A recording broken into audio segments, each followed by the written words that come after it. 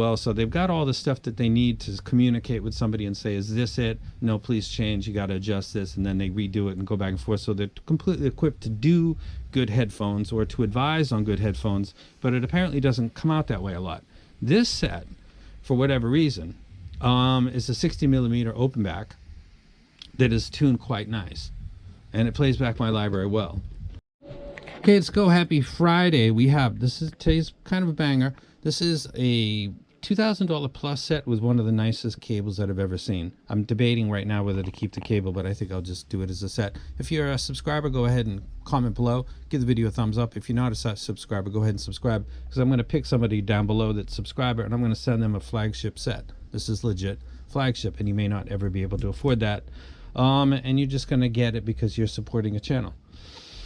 So thumbs up if you can. I'd really appreciate that. This is a video for headphones. It's not going to be a long one, but this is really definitely notable. I want you to observe what I'm doing here, because I'm doing it in front of you, like some reviewers do sometimes. I'm doing this one because because it looks good, that's why. This is the headphones, and this is called the Harmonic Dy Baroque. It's a 60mm ceramic diaphragm headphone. It's clearly open back, as I'm going to demonstrate. You can now hear the signal coming through. And this is your typical 7-11 coupler, and it's been adapted with an adapter.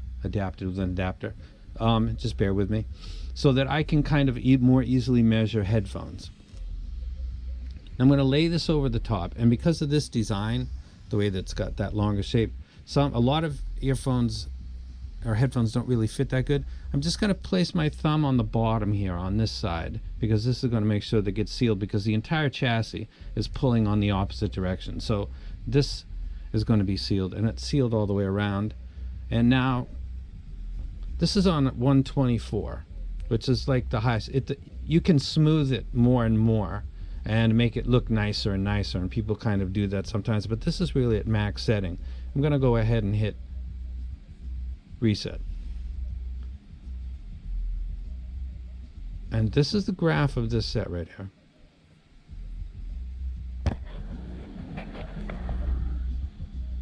Which is stunningly quite nice. Now, like I said, this is clearly open back. So if we flip this over, the entire rig, and then we put it so it's facing down on the table. So you can't really hear anything right now, but it's still doing its thing. We're going to get a very different profile. Now we're blocking the rear, which is not what they intended when they set this set up. Now you got something that looks kind of like the target that Crin and all of them use, where it's got that long slope from the low cut, which is like around 150 hertz, and then it starts to peak up. So, and that artifact is related to outside ambient noise. So very interesting. In its covered state, completely blocked, it looks like the Crin target, or the ones that they're using, or a set that's kind of going for that. If I just pick it back up, and then I put my thumb just on the end again, and I hit reset, which is how you would wear this on your head, just like this. It goes back to that graph that looks very well done, very surprising. I listened to the set, and I thought it sounded really good.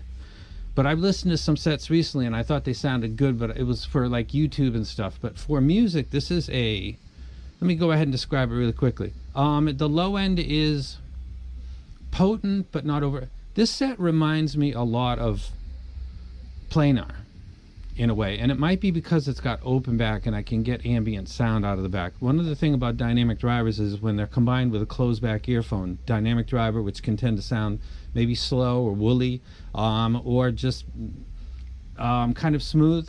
Couple that with a closed back where you're making it sound like you're in a smaller area of a space. It's kind of closes in the head stage and makes it sound like you're in a smaller area. This isn't doing that. So this is sounding more like a couple of the planars that I have in my possession. This is a really interesting set. It is reasonably easy to drive. It comes with a nice cable that I'm not showing you, but it's in the unbox section. Commenting below would also qualify you to get this set. No, I'm going to cancel that because I'm already doing a $2,000 item. I'll do this in a future video. Some other people will probably do videos for it and tell you the pros and cons of it. I don't really have any cons. It fits me fine. It fits really good. I think the build quality is, it seems appropriate for its price range. Other stuff in this price range. My mental reference is Hi-Fi Man, which is not a good thing because some of the build qualities of their mid-tier or their more affordable stuff is really, really poor. And this is better than that, in my opinion. And Harmonicdyne has made a couple decent sets. This is clearly, pun intended, in its tuning and also in its replay, a very nice set, and it plays back my library well. It's not a bass headset. If you are looking for something that's going to dominate with the slams, this isn't it, but it does hit hard, and it's very clean with bass guitars. Vocals sound excellent, and that's probably related to the fact that it's got a very balanced mid-range, and then the transition into the upper mids is not jarring. So listening to vocals like Chris Cornell, Nina, Lane Staley, they all sound very nice and pleasant. There's not a precipitous roll-off, and there's not an odd spike either that is giving me energy when it comes to electric guitars, cymbals, rides or crashes, keyboards, or things like that that might tend to be offensive with a boosted ear gain, post ear gain region. This isn't giving me any of that. So this is the Harmonic Dy Baroque. I would keep my eye on it if I were you. This might be a darling of reviewers coming up. It's possible. If they're focusing on tuning, I think they did a good job with this. If they're focusing on, and by tuning I mean looking at graphs and then extrapolating and comparing. If they're focused on music, I think a lot of people are going to really enjoy this set. So this is the Harmonic Dy Baroque. It's a 60 millimeter. So it's larger than your common earphone, which is 40 to 45, and then what's considered to be quote-unquote large would be 50. And then there's the monster 70s that Sony is famous for. The Super Bass series, I think it was called. Extreme Bass, excuse me. And this is just a little bit less than that in 60 millimeters. So it's got a large driver. It's open back again, so I get the ambient noise, which is something I very much prefer. It's why I love the Susvara. It's why I love the HE6 SEV2 and other sets. Open backs tend to be really my thing when it comes to headphones, not closed back. That's it. That was the graph that I did in the video. I'm not sure if I've ever done that before. That was just such a... So I listened to it and I thought, this sounds nice. But then there's graphs, and the graphs are objective data, kind of. It depends on how you insert it and how you... So it is objective data, but it's subject to the... Like what I just showed you, how ghetto that was, me holding it. But I did hold it in front of you, and it was completely sealed. And I put my thumb just around where the jack is, so that it... Because the whole rig is pulling in the opposite direction and breaks the seal.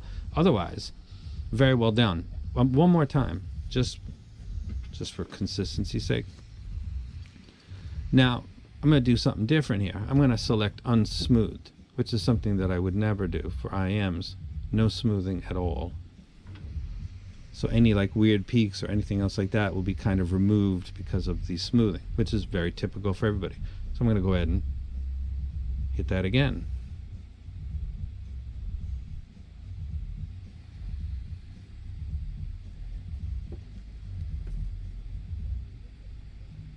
Now, did they do this on purpose or did they get lucky? Again, unsmooth. Now let me show you what octave, and then you can go down to 1/3 octave, and you see what that does? How it makes it look like there's nothing really wrong there. Sometimes when you look at graphs, they look a little different from others because of the level of smoothing, which is kind of not a cool trick because it might be less accurate. So again, we'll do none of that. And there we go. And that's it. I'm out. Very, very good job by this company. Again, did they do it on purpose or did they get lucky? I think Linsole is overseeing this company or is connected to them, and they've got their own factory and all of the goods and toys and tools that come with that, which is measuring devices. They've done a lot of collabs with a lot of collaborators, myself, Critical, Jay's Audio, Fresh Reviews, and other people, a guy in Korea as well. So they've got all the stuff that they need to communicate with somebody and say, is this it? No, please change. You got to adjust this. And then they redo it and go back and forth. So they're completely equipped to do good headphones or to advise on good headphones, but it apparently doesn't come out that way a lot. This set for whatever reason.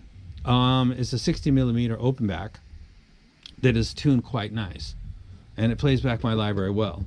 And I think I'm going to do a comparison video with a set from Hi-Fi Man that is about $550. So if you can suggest that below, I'll do a sit-down music review with that set versus a Hi-Fi Man, just to see it, planar versus dynamic driver. I'll do that.